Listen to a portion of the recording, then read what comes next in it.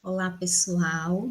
Essa aula de número 12 está sendo gravada porque nós tivemos a oportunidade de participar da primeira mostra pedagógica da UAB, na oficina, né, sobre oratória, a importância de nós estarmos seguros nas nossas comunicações verbais, a importância de a gente perceber que a nossa linguagem, ela ultrapassa as nossas palavras e também compõe as nossas expressões, os nossos gestos, os nossos sentimentos também. E foi uma oficina que dialogou muito com aquilo que nós temos trabalhado aqui nos fundamentos da educação psicomotora, que é perceber este ser em sua totalidade, em sua globalidade, né? Principalmente as nossas crianças, para que não caiamos no equívoco de subestimar a capacidade, o potencial, a percepção das nossas crianças desde bebês, de bem pequenas, né? Então, por isso a gente está gravando essa aula de número 12, lembrando que na semana que vem nós teremos o nosso encontro síncrono, tá? Na próxima quarta-feira. Começa essa aula falando para vocês que fiquei esperando algumas perguntas, porque na aula de número 11 foi postado um texto complementar e lá no roteiro, importantíssimo que vocês leiam os roteiros das aulas, porque é ali que a gente vai se situar, é ali que a gente vai ver do que estamos falando, o que vamos tratar nessa aula, né, nessa rota. E aí eu encaminhei para vocês um texto 11 e fiquei esperando. Eu falei, gente, alguém vai dar um grito e me pedir uma ajuda. Por quê? Um texto longo, complexo, no sentido de palavras que talvez não eram ainda conhecidas, e vocês não me solicitaram. Fiquei pensando, será que não viram o texto? Ou será que fizeram toda a pesquisa que o texto exigia, né? Então, este texto, que eu já dei o spoiler dele lá na aula 11, avisando que ele retornaria na aula 12, esse texto é de um livro que está nas nossas referências do plano de ensino dessa disciplina, do plano de curso. E aí, deste livro, nós vamos esmiuçar um pouquinho dele nessa aula 12, que é a pedagogia do movimento. A pedagogia do movimento, para nós, vai ser compreendida principalmente a partir de João Batista Freire e de Alcides José Scaglia, que são dois autores, né, da obra Educação como Prática Corporal, e a partir das referências desses dois autores é que nós vamos compreender essa pedagogia do movimento, que se volta a esta percepção de o quanto um movimento motor ele envolve uma série de outros aspectos, aspectos psíquicos, aspectos não somente físicos, né, mas aspectos de emoção, aspectos do desenvolvimento enquanto este ser total, como nós já estamos frisando desde a primeira aula dessa disciplina, certo? Antes da gente entrar um pouquinho para eu explicar o roteiro dessa rota para vocês, eu quero só retomar uma das questões que estavam na nossa avaliação A1, para que fique bem claro, tá? Porque algumas pessoas fizeram um pouquinho de confusão e a gente sabe que essas fases do desenvolvimento, né, é, principalmente de autores que são mais conhecidos entre nós, como Piaget.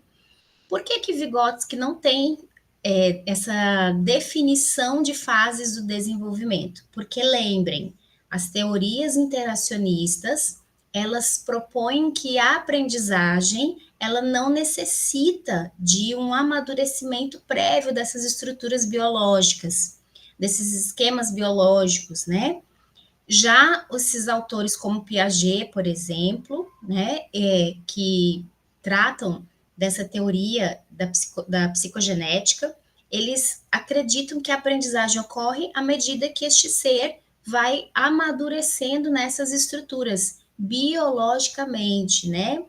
E o termo que a gente utiliza é biopsicossocial. Por quê? Porque é biológico, físico, porque é psico, da psique, das emoções, né, do desenvolvimento cognitivo também, e social, porque se dá também na interação. Então, tanto Piaget quanto Vygotsky fundam essa teoria com um alicerce muito forte na interação. Mas a diferença principal entre eles é essa, né? Piaget acredita que essas estruturas precisam avançar biologicamente para que esse indivíduo aprenda, certo? Então, em Vygotsky nós não temos essas definições de etapas do desenvolvimento. Mas em outros autores nós temos, e é isso que eu quero recapitular com vocês agora, certo? Para que não tenhamos dúvida. Vamos lá.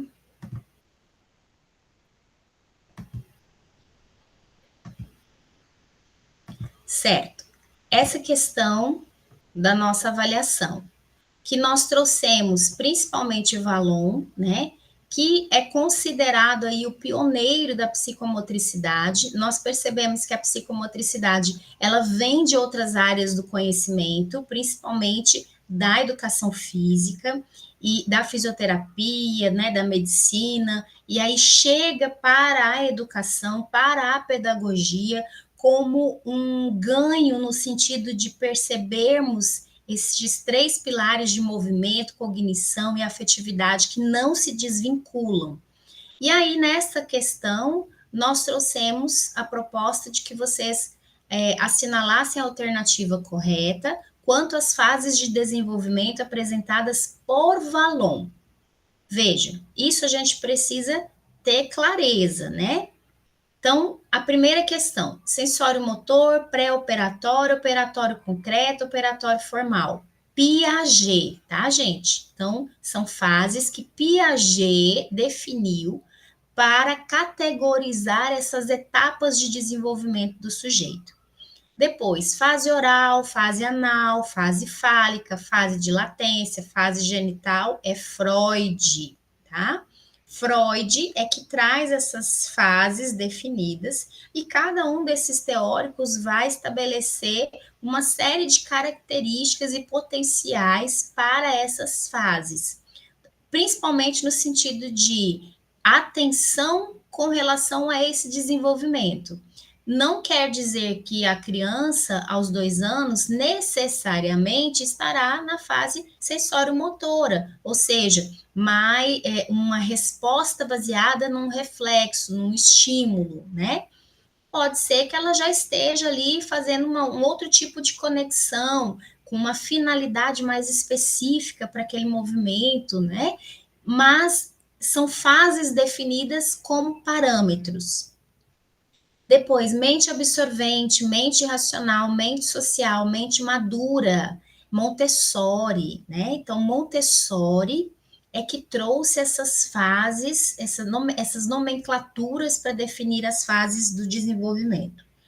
Depois nós chegamos então em Vallon, que Vallon nos dá essas definições de impulsividade motora, sensório motor, projetivo, personalística, categorial e a puberdade e adolescência.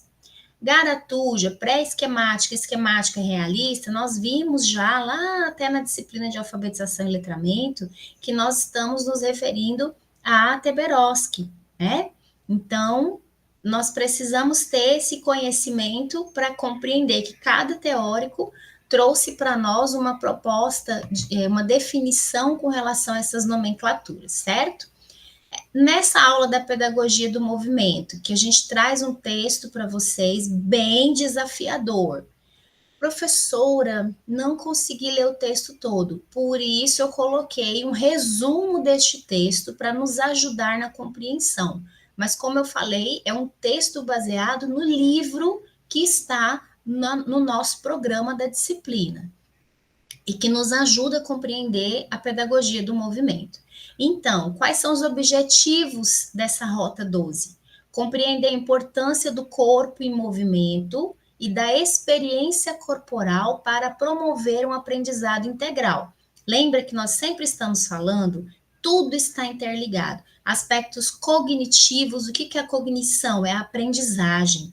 Aspectos afetivos, as emoções, os sentimentos. Aspectos sociais, que se dão na interação, no convívio, em estar com pares mais experientes, né? Que me ensinam coisas diferentes. E os aspectos psicológicos. Reconhecer essa criança como um ser total, que aprende através do seu corpo e das suas experiências. Olha o quanto isso é interessante. Nós temos estudos científicos, inclusive, que nos falam que crianças que até os 2 anos de idade têm muito contato com o chão, com a grama, com a terra, andam muito descalças, são crianças que avançam na cognição, ou seja, que aprendem mais. Olha o quanto isso é interessante. Isso nos comprova que este corpo em movimento está aprendendo o tempo todo, né? Perceber, então, que o movimento não é só uma atividade física e muito menos uma atividade mecânica, mas é um meio de construção para estes conhecimentos, por meio da interação, da expressão. A criança, então, vai percebendo o seu mundo, vai desenvolvendo habilidades motoras de movimento e habilidades de raciocínio. Tudo isso interligado, tá? Como a gente apresentou no início, o livro A Educação como Prática Corporal, do João Batista Freire e do Alcides José Scaglia, e nós temos lá 2 materiais complementares para auxiliar nesta compreensão da pedagogia do movimento. O primeiro vídeo, que é a pedagogia do movimento, que é um vídeo não tão recente, mas é um vídeo muito didático, muito explicativo, que fala sobre a pedagogia do movimento, enquanto essa percepção de que a criança, ao se movimentar, a criança aprende o tempo todo e habilidades diferentes. E o segundo vídeo, que também nos apoia nessa compreensão, é o Menino que Engoliu o Choro, que eu quero muito que vocês todos assistam também, que fala e reflete muito sobre essa questão do movimento, das emoções, das expressividades, tá? Então, são 2 vídeos complementares. Professora, muita dificuldade de ler esse texto. Atenção, nós vamos precisar que a gente dê um passo a mais, né? Como eu já tenho falado desde a aula passada com vocês. Dar um passo a mais é compreender que eu não vou ler um resumo só de uma página, de 2 páginas, um texto de 5 páginas. Não. O ideal seria que nós tivéssemos acesso e pudéssemos ler todos os livros dessa disciplina. E que bom que vocês, se vocês puderem fazer isso, né? Mas a proposta é que a gente, enquanto professor, consiga ir mediando esses conhecimentos junto a vocês. Todos os livros estão disponíveis, né, na biblioteca virtual, mas a gente vai aí trazendo alguns pedaços mais concisos, vai trazendo alguns trechos mais significativos, para que a gente vá construindo juntos essas percepções, tá? Agora, é claro que o conhecimento, ele precisa nos desafiar também, nos tirar dessa zona de conforto, né? Então, é por isso que esse texto que eu trago para vocês do Kleber Tuxen, ele fala sobre o livro e de uma forma bem detalhada. E aí, ele traz como cerne do livro, que vocês vão perceber que se volta às práticas corporais, principalmente na disciplina de educação física, que está ali ó, coladinha com a pedagogia no sentido de compreensão da psicomotricidade, mas o cerne dessa obra ele traz como as práticas corporais como linguagem de existência. Então, o que é isso?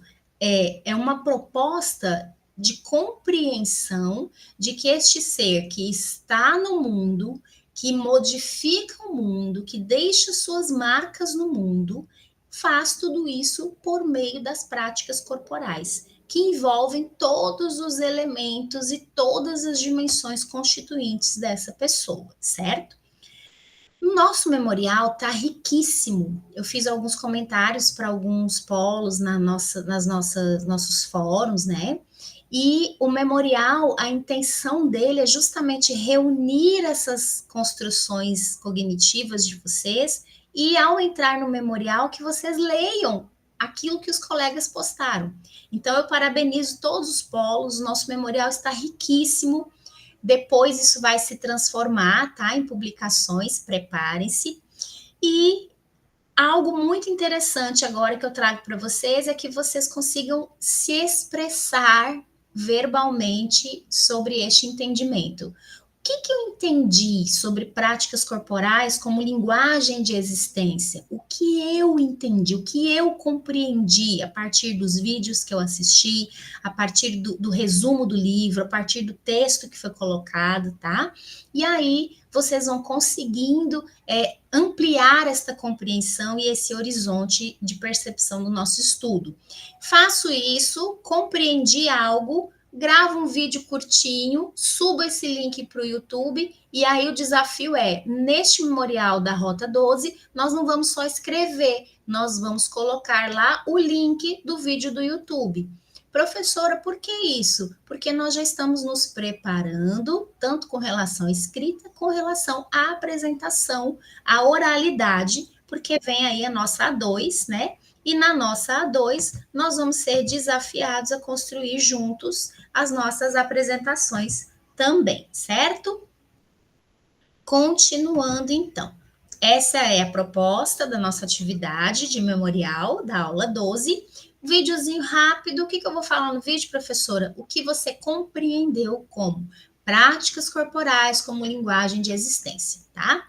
Para nos ajudar nessa compreensão, como eu disse para vocês, o texto é longo e tem muitas nuances, é complexo no sentido de muitos termos, muitas terminologias, mas é um texto que desafiador, mas que vai nos tirar aí dessa zona de conforto. Mas é claro que eu vou mediar essa construção junto a vocês, por isso que eu trouxe um resumo do texto para auxiliar também na compreensão, certo? Então, esse texto fala sobre o livro, que é referência na nossa disciplina, né? Educação como prática corporal, e ele apresenta a educação física numa perspectiva de prática corporal integradora e significativa, ou seja, para além de habilidades do movimento, para além de habilidades motoras, mas também uma série de outras habilidades que se voltam ao desenvolvimento integral deste ser humano, tá? Suas dimensões culturais, filosóficas, quando vocês encontrarem lá dimensões epistemológicas, ou seja, de construção do conhecimento, a episteme é a construção do conhecimento, né? Em uma perspectiva humanística, ou seja, que se volta à globalidade deste ser, e uma perspectiva crítica, ou seja, que se volta à singularidade, ao ser que é único e que vivencia suas experiências de forma única e que aprende, consequentemente, de forma única também. Então, uma abordagem que valoriza o corpo enquanto linguagem e expressão de formação de cidadania. Como a gente já disse, de práticas culturais, cultura, tudo aquilo que é produzido enquanto herança, enquanto tradição, enquanto costumes, enquanto hábitos sociais, estética, estética não só com relação àquela apresentação física, né, como a gente relaciona a palavra estética a algo físico, mas a estética enquanto o meu olhar para o mundo, como é que eu observo o mundo e interpreto esse mundo, como é que eu percebo aquilo que me rodeia. Então, estética enquanto posicionamento e percepção deste mundo. Social enquanto convívio, enquanto interação, certo? Os autores trazem que a disciplina, principalmente de educação física, que contribuiu muito para a pedagogia em âmbito da psicomotricidade, ela foi fortalecida por uma série de contextos históricos, né, que acompanharam também a evolução no cenário brasileiro. Então, nós vamos perceber que lá na década de 70, principalmente, nós tínhamos uma educação muito técnica, uma educação voltada para habilidades pontuais específicas, porque era preciso capacitar, treinar as pessoas para a execução de trabalhos ali muito pontuais, principalmente nas fábricas, né? Então, nós temos uma educação tecnicista que avança depois com Paulo Freire para uma educação emancipadora, emancipatória, que nós vamos encontrar os dois termos, né, em vários textos, mas que é uma educação que se volta ao desenvolvimento da autonomia, ou seja, eu não vou aprender uma habilidade para o mercado de trabalho, mas eu vou aprender criticamente várias habilidades para que o mundo do trabalho interage comigo e eu interaja com esse ambiente social, com esse cenário de trabalhos também.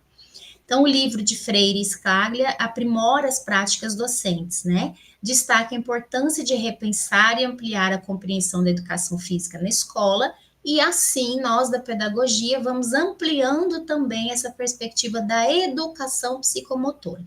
Algo que me preocupa e que talvez vocês vejam nos estágios também.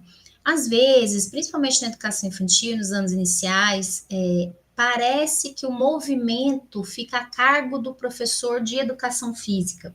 E o livro traz criticamente isso, que deveria ser algo compreendido por todos, enquanto projeto de educação, e não de uma disciplina da educação física. Então, promover experiências psicomotoras, afinal de contas, assim que a criança aprende, é essa via que promove esse acesso às aprendizagens, né? Deveria ser uma situação de aprendizagem em todos os momentos. Na educação infantil, nós não temos disciplina, então, quando os autores falam disciplina de educação física, eles estão falando do ensino fundamental, mas eles se voltam também para a perspectiva da educação infantil quando eles falam a educação como um todo. Então, na educação infantil, nós não temos disciplinas, mas nós temos campos de experiência, e todos esses campos se voltam às práticas psicomotoras. Então, essa criança precisa se movimentar, e este movimento precisa ser compreendido pelo professor como via de acesso para diferentes aprendizagens, certo? Então, os autores trazem que é preciso oferecer materiais diversificados, incluindo expressões estéticas. O que são as expressões estéticas?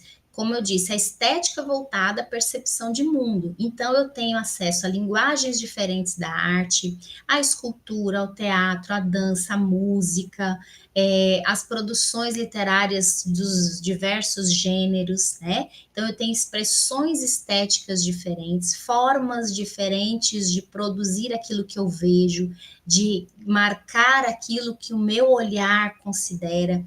Como é isso, professora? Por exemplo, eu fiz um passeio com as minhas crianças pelo jardim e explorei esteticamente esse espaço para que eles pudessem observar a natureza, observar o que tem ali naquele espaço, o que foi modificado, o que foi construído, o que está presente ali naquele ambiente. E aí, de repente, eu volto e faço esse reconto por meio da pintura de uma tela, de um desenho, de uma expressão musical, de uma livre expressão dessas crianças, ofereço diferentes materiais. Então, tem criança que se inspirou e observou e vai fazer um desenho sobre aquilo, outra vai montar um Lego sobre aquilo, outra vai fazer uma escultura com argila sobre aquilo, com massinha. Então, veja, eu estou promovendo diferentes expressões estéticas com relação àquilo que eu vejo, àquilo que eu sinto e àquilo que me rodeia.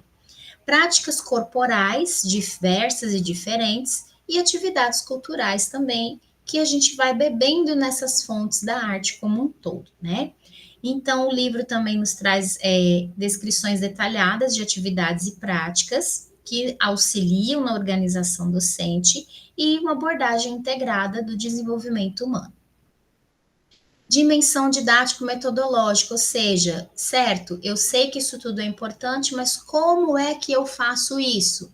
Valorizando a progressão pedagógica ligada ao desenvolvimento infantil, respeitando o ritmo de aprendizagem. O que é essa progressão pedagógica? Eu tenho na BNCC a proposta de diferentes habilidades.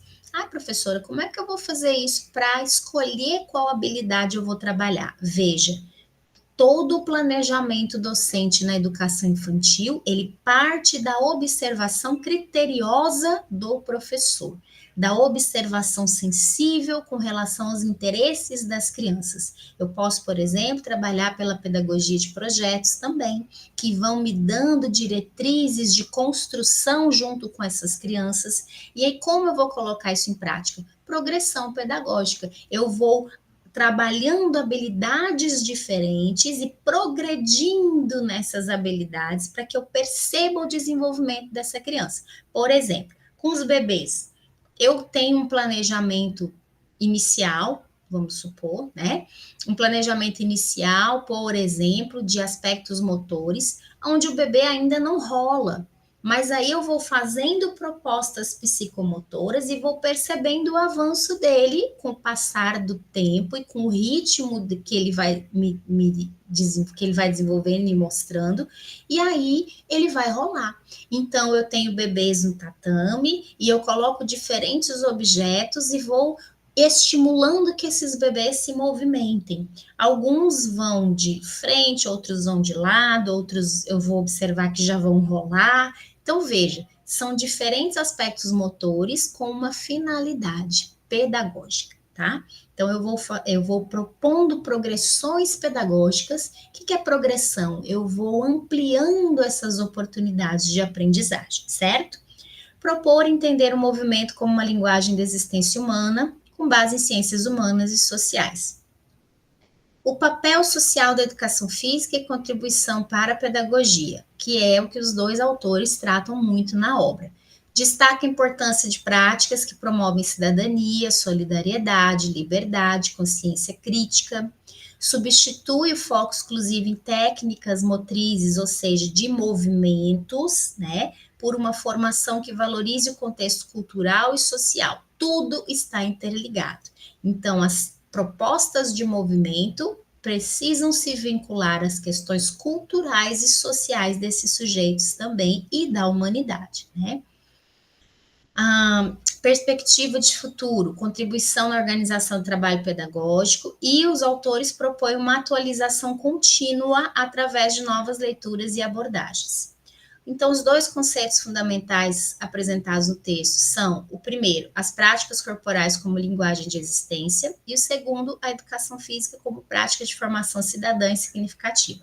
Para nós da pedagogia, nós vamos trabalhar o primeiro conceito, que você vai reler este resumo, assistir os vídeos, se desafiar a ler algumas partes desse texto e entender o que são essas práticas corporais como linguagem de existência. Aqui a gente já falou bastante sobre isso, né?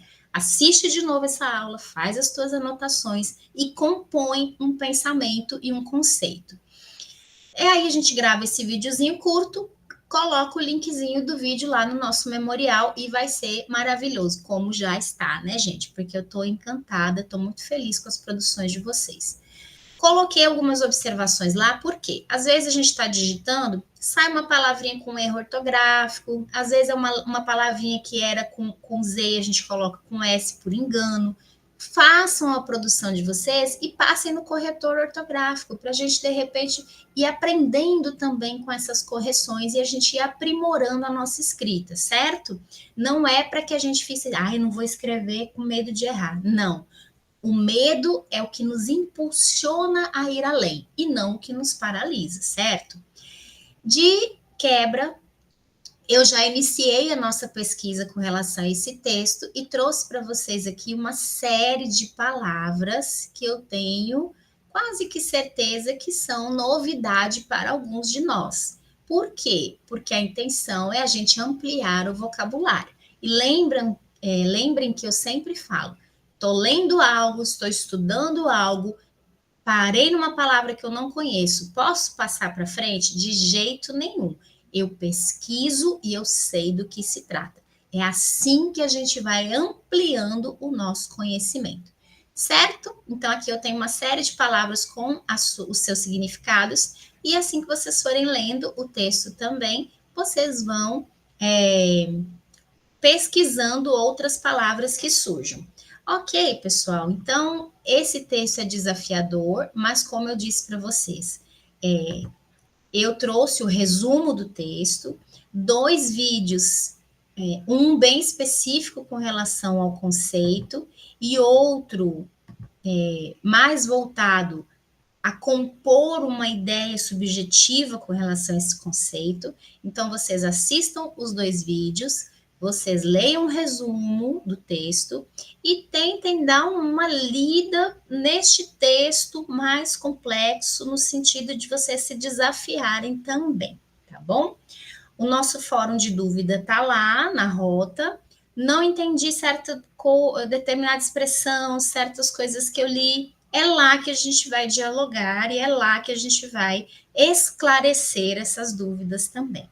Para a próxima rota, se preparem, porque nós traremos uma entrevista desafiando vocês que já estão nos campos de estágio, uma entrevista para que vocês façam ou com orientador, supervisor, professor ou diretor acerca de fundamentos psicomotores, tá? Como é que eles percebem esse corpo em movimento, para que vocês tragam isso para a gente também, para enriquecer a construção desse nosso conhecimento acerca da educação psicomotora, certo? Então fiquem bem, se cuidem, e um abraço no coração de vocês. Preparem-se, que vem aí a 2 e vai ser um momento maravilhoso, um momento de aprendizagem, um momento de compartilhamento. Eu tenho certeza que a gente vai ter aí momentos muito ricos, como já estamos nesse processo, certo? Então fiquem bem e se cuidem.